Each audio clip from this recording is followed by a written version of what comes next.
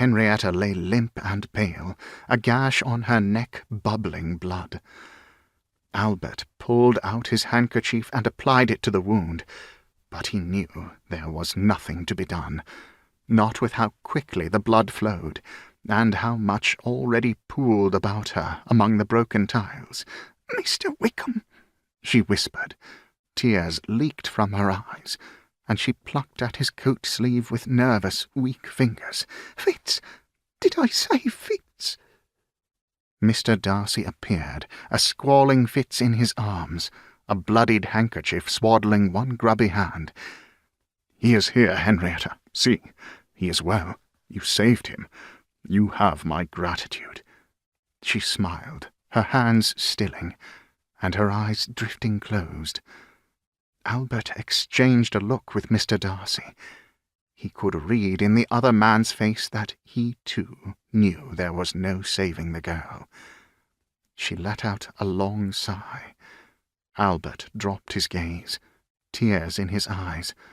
Her hand latched onto his arm. His attention snapped to her face.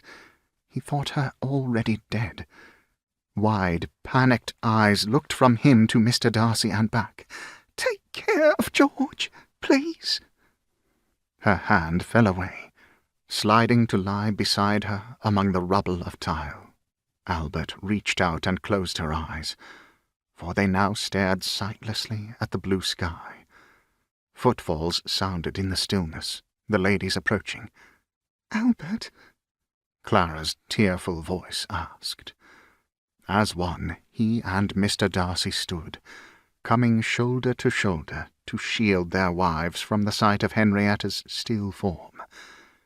Darcy handed a now quietly crying Fitz to his mother. Both women looked to Albert. He shook his head.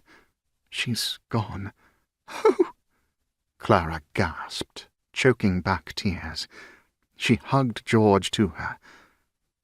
"She died saving Fitz," Mrs. Darcy murmured, appearing stunned.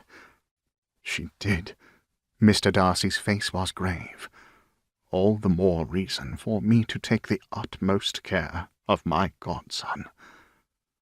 Servants were rushing from the house now, soon to reach the grisly scene. The men on the roof were calling out questions, filled with worry both for what they'd accidentally done and what retribution they would receive. Albert could have reassured them on the latter, for all could see the falling tile was an accident. But he did not.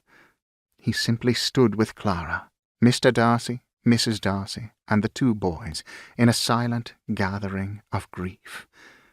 One thing he knew for certain. They would all take care of George and Fitz.